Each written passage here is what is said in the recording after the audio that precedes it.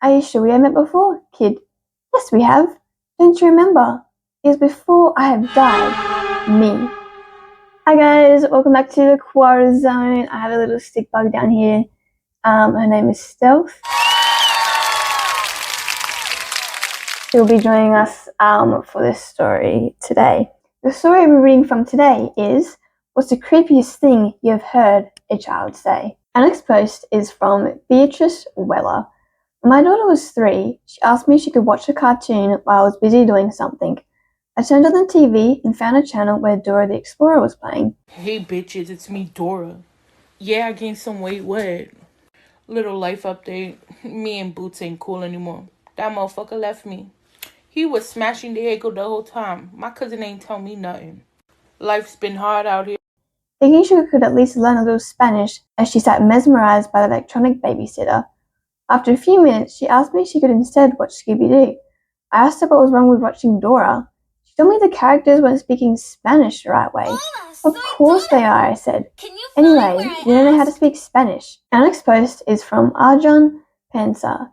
This Saturday, I went to a 1-year-old's birthday party with my daughter. It also happened to be my birthday.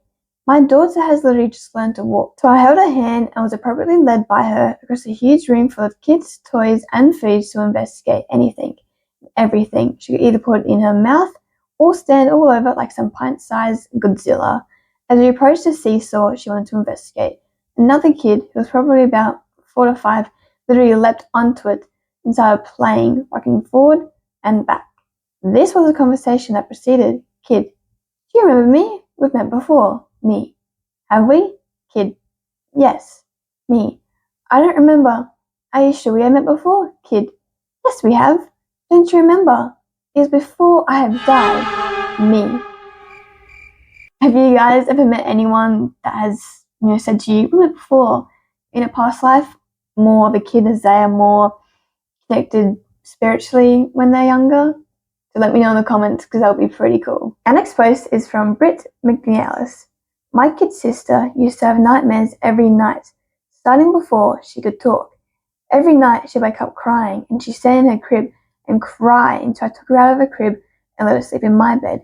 We started sharing a bedroom when she was just old enough to not need to be in Mum's bedroom. As she got older and began to talk and be able to form sentences, I asked her about her nightmare. I'm on a boat and the boat is sinking. My family is there on the boat, but it isn't you and Mum. It's my old family, she told me. I had her repeat that to our mum.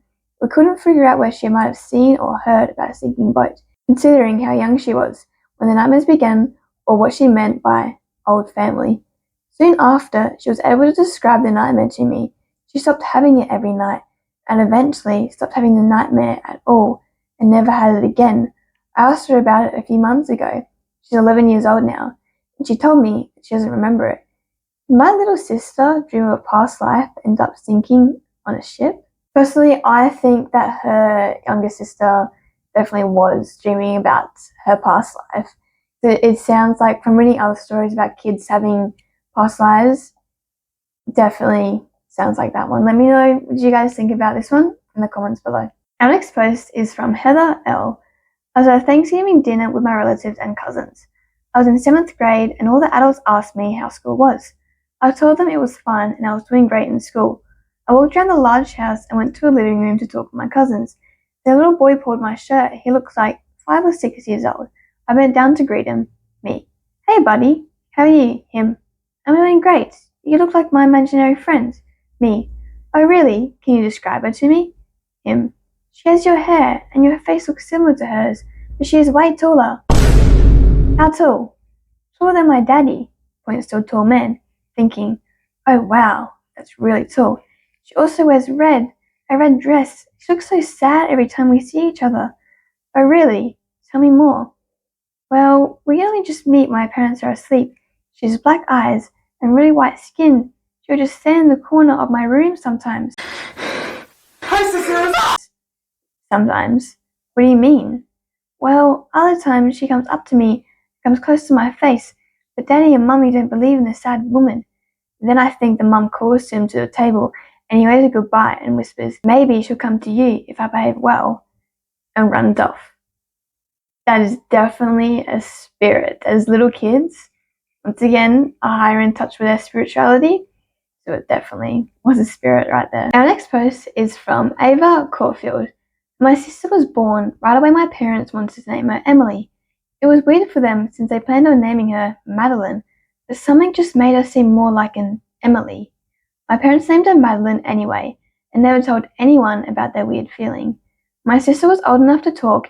She would get angry if she was called Madeline, even though it was her name. She was positive her name was Emily.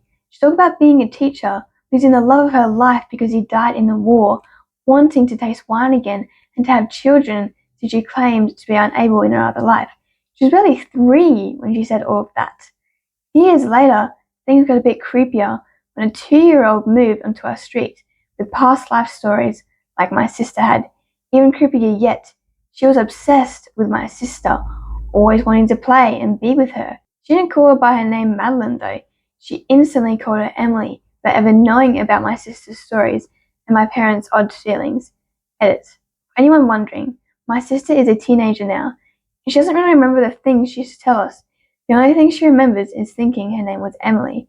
As for the little girl on the street, she's around 7 or 8 years old, and though she moved away, whenever our mums talk to each other, her mum still says that the little girl calls her Emily. I need an update with this story because this 2-year-old, what if like that they knew each other in a past life or something, like what was the conversations they had?